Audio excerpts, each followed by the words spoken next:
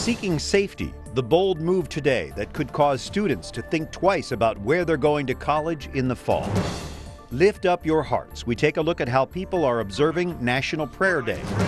Making the grade, the new study on what could be lowering test scores.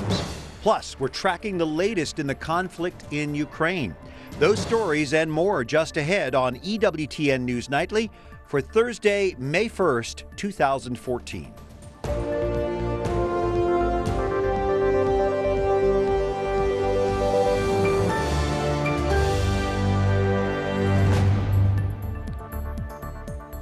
Good evening. Thank you for joining us. With the EWTN News Nightly team, I'm Brian Patrick.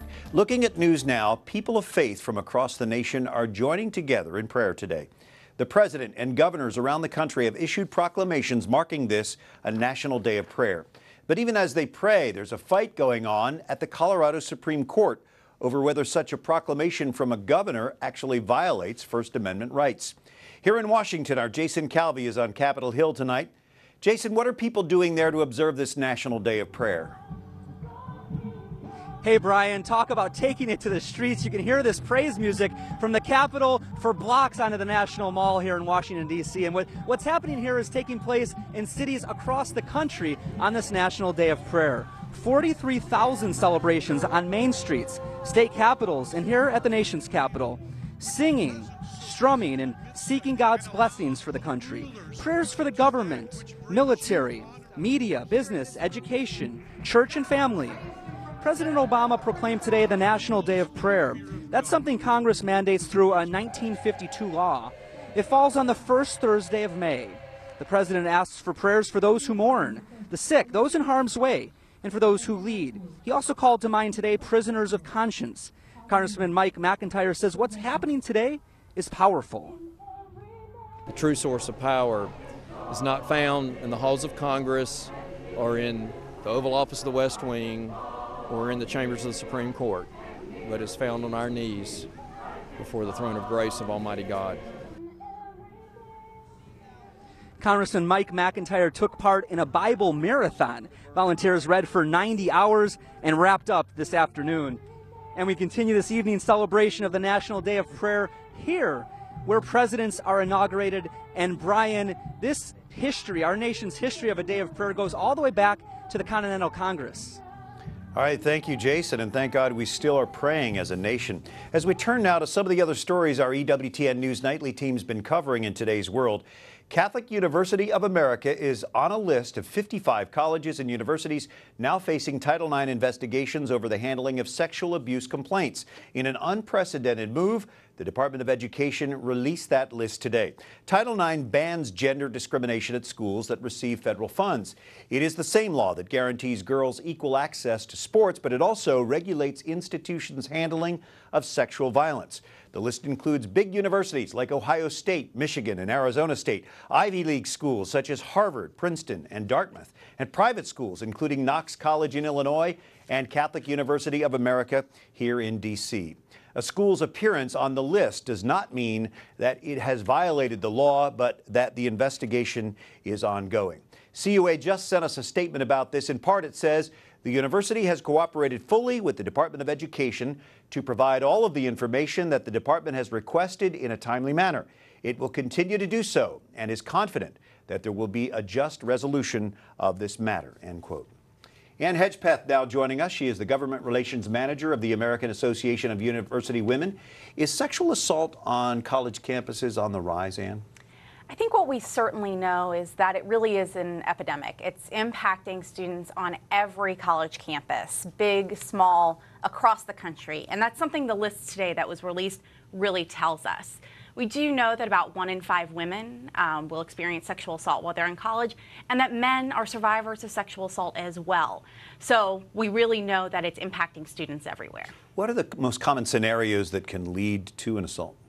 I think really what's an important takeaway is that there is no one type of sexual assault or one stereotypical instance.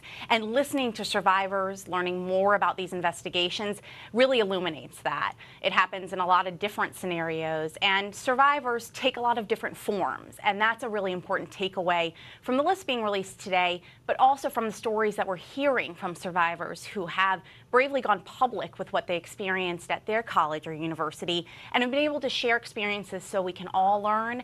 And so where needed, the Department of Education can step in and deal with problems. What can these universities and colleges do to make their campuses safer, and what kind of resources are there for them?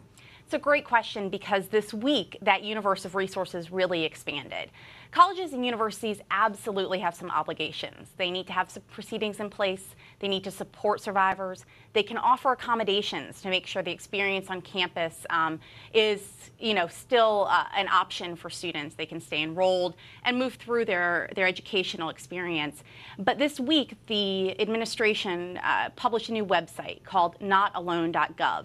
And on it, there's information for survivors, for students, but also a lot of resources for universities, model protocols for policies on campus, resources for developing confidentiality policies, how to interact and develop an MOU with your local law enforcement or with other community resources. These are incredibly helpful because schools, we know, want to do the right thing by their students, and this is a way they can start to implement that. I would encourage all of them to check that website out. Very important information. Ann Hedgepeth from the American Association of University Women. We appreciate you joining us tonight. Thanks for having me. And Defense Secretary Chuck Hagel is also speaking out against sexual assault in the military. This as the Pentagon releases its annual report on sexual assaults. Hagel said reports of sexual assaults by military members rose 50% last year. Now, this may show that more people have confidence in the system, so they're more likely to report an assault.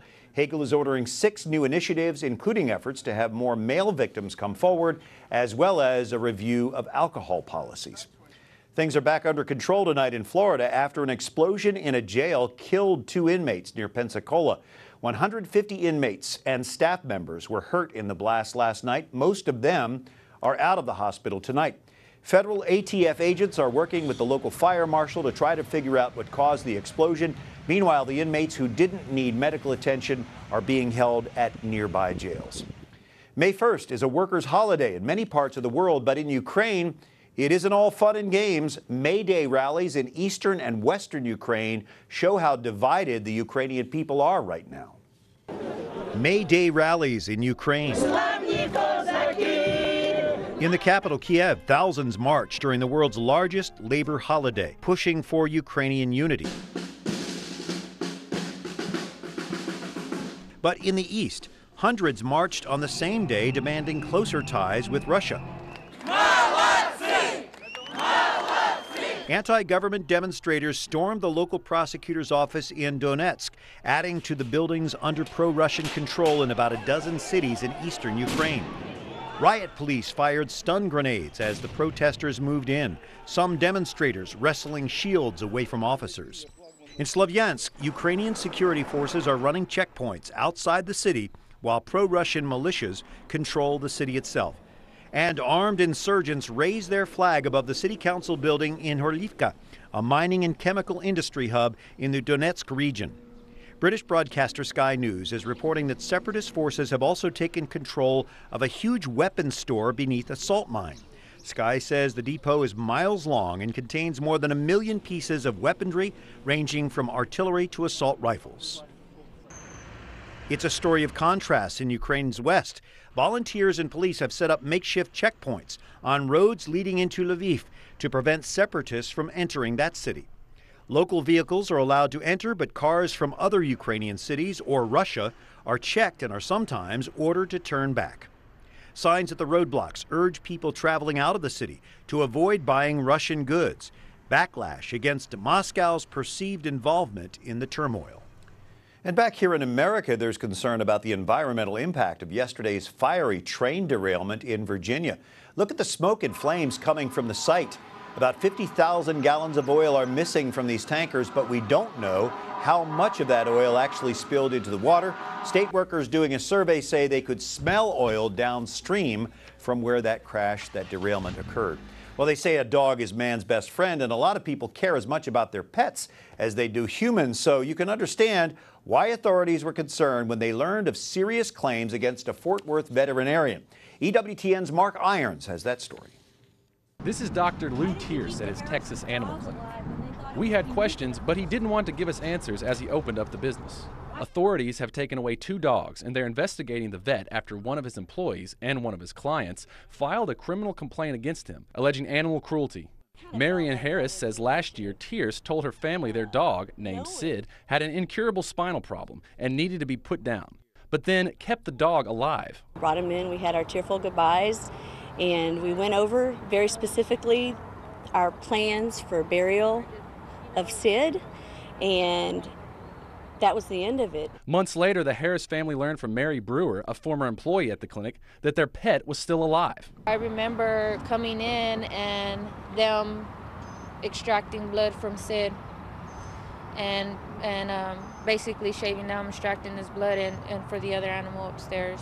Their complaint alleges the clinic was using Sid and other pets for blood transfusions, plus other experimental treatments. But some of his clients are sticking up for him. He's not known to get much sleep at night, and he can be pretty grumpy with people, but he's damn good with the animals. I have faith in Dr. Tierce. I'm not worried that he's doing anything wrong. Authorities say so far no arrests have been made and no charges have been filed. Mark Irons, EWTN. Coming up, we'll talk about the priorities of Pope Francis, including human trafficking, migrants, and refugees, with the president of the International Catholic Migration Commission. And the Vatican website has a new look, but how functional is it? Stay with us as EWTN News Nightly continues.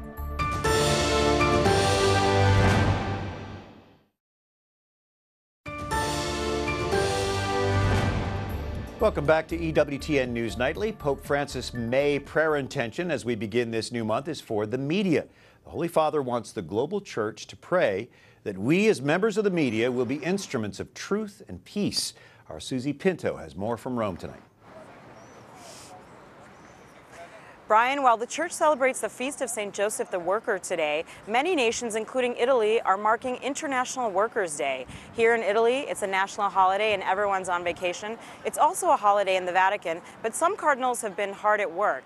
The Council of 8 Cardinals that is advising Pope Francis on reform met this week. Yesterday, they released a statement saying that they have completed a review of the pontifical councils. They also said they will meet next in early July. Another very important group is meeting today. That's the Commission for the Protection of Minors. That, of course, is in relation to the Church's response to the clerical sex abuse scandal that's plagued the Church in recent years. And a third group will be meeting tomorrow. That's the Vatican Council for the Economy. They'll be meeting in the St. Martha residence. That's the place where the Pope lives. And they'll be looking at the rules that govern that council and also organizing their work in the coming months. So a lot of work going on in the Vatican today. Now, Brian, we didn't see the Pope in public today, but he did tweet a message out to the world. He urged politicians to remember human dignity and the common good on this first day of May. Brian, back to you in D.C. All right, thank you, Susie. In Syria today, a government airstrike rocked a crowded street in Aleppo, killing more than 30 people. The government helicopter dropped 3 crude barrel bombs on a busy market in that rebel-controlled Hillock district. Civilians near the vegetable and meat stands were killed, wounded, and scattered. This is the latest in a standoff between the Syrian government and rebel forces that has lasted nearly 2 years now. It comes after another airstrike yesterday. This is video from that strike. 19 people died in this attack on a Syrian school. As these harsh conditions make life extremely difficult for Syria's population, Greek Melkite Patriarch, His Beatitude Gregorius III, is making a special trip to the U.S. right now. He is here in Washington, D.C. today, meeting with U.S. bishops and members of Congress, hoping to raise awareness about the challenges facing the refugees from Syria. John Klink, the president of the International Catholic Migration Commission that's helping Syrian refugees, is here with us now. And you're here with Patriarch Gregorius III. What is his mission here? What is the message that he hopes to bring to U.S. leaders? Brian, you'll recall that in September, the Holy Father had the Global Day of Prayer because of his grave concern for the refugees that are emanating from Syria. Almost half of the population is displaced. Out of a 24 million member population, there are 2.5 million who have actually 2.7 million who have left Syria. So Gregorius is a member of our governing committee for the International Catholic Migration Commission. We have 6 cardinals, the patriarch, 3 archbishops on our commission, and this is one of the gravest situations that we've ever seen. We wanted to invite His Beatitude here to tell the story of what's happening in Syria and to pray, and to ask everyone to pray for peace and to find a solution to get their people back home. John, when you have millions of people who have to flee, where do they go? What are the conditions like for them? So very often, for instance, you're talking about these people who today had this attack. The people who would be standing next to them, I can assure you, would be thinking in the next breath, how do I get out of here, right? And so where do I go? And it depends on, some of them will have relatives in Jordan, some of them will have relatives in Lebanon. But for instance, if you can imagine half of the population of New York State suddenly having to move next door, right? They go to Lebanon, they go to Syria, they go to from Syria to Lebanon, to Jordan, and to Turkey. And for instance, in Lebanon, there are more than 1.3 million Syrian refugees in a country of 4.4 million people. Mind-boggling. I know that your organization needs help. How can we as Catholics help?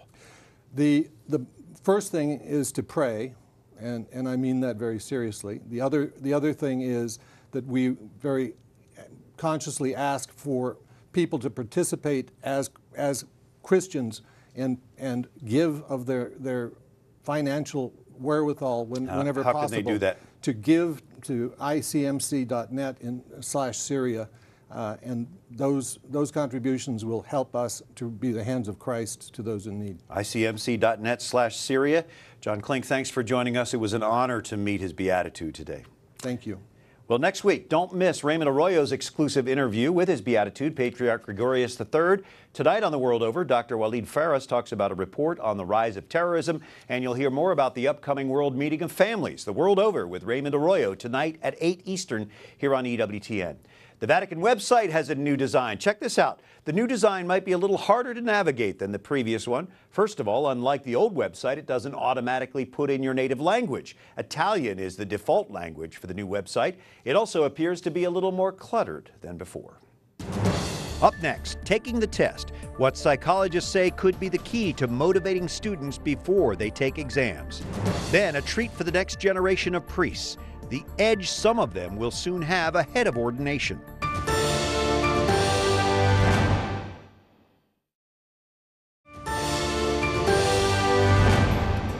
Thank you for watching EWTN News Nightly on this first day of May, the Feast of St. Joseph the Worker. I'm Brian Patrick, and the beginning of May means exams are right around the corner for many students across the country. There is new research tonight on how teachers can actually cause students to perform worse on tests. Our Wyatt Spencer talked with one of the researchers. Wyatt, what did he tell you? Brian, he told me a lot about the importance of the words teachers use in the classroom. We've all probably heard someone at some point say, if you fail the exam, you'll never be able to get a good job or go to college. But some research just published in the Journal of the American Psychological Association shows that may not work. In fact, for some students, it leads to lower scores. We talked recently with Richard Remedios, who co-authored the study based in the United Kingdom. They surveyed more than 300 teenage students studying for the equivalent of a high school diploma. They asked a variety of questions, including if they feel worried when their teacher reminds them to work hard or they will fail. In the end, the final grades did not show improvements when students feel threatened by bad consequences. Teachers are very good at trying to use the right words, but I don't think enough of them are aware of the negative effects of these types of words. If you do not work hard enough, you will not get the grades you need to get to college. It sounds a wonderful motivational statement. Unfortunately, it's a fear statement. Dr. Remedios also said it's the pressure from the negative phrases "do not" or "you will not" that are linked to with some students getting the lower grades. In some cases, students reported feeling less motivated by the threats as they got closer to the exam. Brian? Well, Wyatt, how do psychologists advise teachers to speak to students? Well, Brian, their advice is really to send those messages to add a positive angle to it. So it could be as simple as just changing around the words a teacher says, like, the exam is really important and I want to see you do well, go to college and get a good job. Just a simple change in tone, but the study shows it has a big effect. Yeah, a more positive approach. Thank you, Wyatt Spencer. Well, one of the focuses of testing in high schools is getting students prepared for college. But are they succeeding at that mission? Patrick Deneen is a professor at the University of Notre Dame. He's joining us from South Bend. He's also worked at Georgetown and Princeton. And Patrick, there's a lot of pressure on teachers to make sure that students are doing well on tests. But tests can't measure everything. What do you think students are missing as they enter college when this approach is taken? Well, I think there's been a lot of concern among faculty that I've worked with and spoken to over many years, and my experience as well is that many students seem to be very well prepared to enter college if by preparation we mean the ability to take tests, to do well on tests, and to meet the metrics that seem to be prevailing at the high school and earlier levels. But they don't necessarily bring the kinds of skills that I think we as faculty at universities would most want to see developed in young people, which is a kind of an inherent curiosity, a desire to learn, a kind of self-motivated, self-driven love of simply understanding and knowing. There seems to be a lot of effort to get students to conform to certain expectations of what they need to do, but lost in that seems to be, in some ways, a kind of developing of what should be an inherent love of simply knowledge and a desire to understand that seems to be an inherent part of all human beings. If teachers feel the need to pressure students, they must be under some kind of pressure. Where is that coming from? Well, in many cases, the tests that are administered, in fact, are not used to measure student performance as much as they're used to measure teacher performance. And I think there's good reason to think that this should at least be something we should be concerned about. Parents rightly want to know that their children are being well educated, and one means by which we measure that is to use tests. The problem becomes, and I think many high school and lower level teachers would express this as well, the problem becomes that this becomes the sole means and the sole object of education. That is to say, teaching to the test. I know many teachers at high school and lower levels find this to be a very constraining way in which they are forced to educate young people. And I think it leads to a kind of deadening of the experience of young people in the classroom.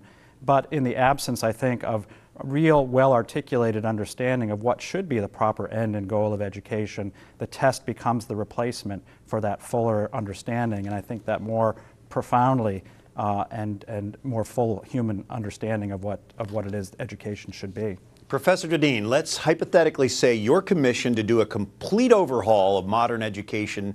What will we expect to see from you? Well, I think the first thing, and I know this sounds fairly rarefied, would be that education above all should be aimed at preserving the sense of wonder that I think any of us who are parents or have interaction with children inescapably see in young people.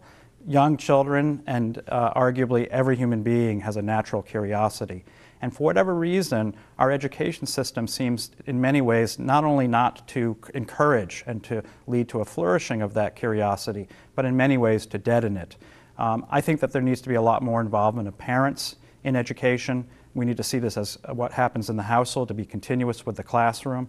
I think there needs to be an effort to, in many ways, widen the scope of what it is we think is the aim of education, not merely preparation for career or even narrowly understanding a preparation for college, but a preparation for a full and in the widest sense, a capacious understanding of what it is to lead a human life. All right, Professor Patrick Deneen joining us from the University of Notre Dame. Thank you so much. We appreciate you joining us as we stay on the education front this evening. A school geared at preparing future priests will soon have an extra tool in their toolbox. Scott Hahn will soon join the faculty at Mundelein, which is in the Archdiocese of Chicago. The prominent theologian will teach biblical theology. Chicago Archbishop Francis Cardinal George says Dr. Hahn is on the forefront of evangelization in the U.S. Well, thank you for joining us tonight. Be sure to like us on Facebook and follow us on Twitter. You can catch us again anytime on EWTN's YouTube page. For all of us here at EWTN News Nightly, I'm Brian Patrick. Thanks for watching tonight. Good night and God bless you.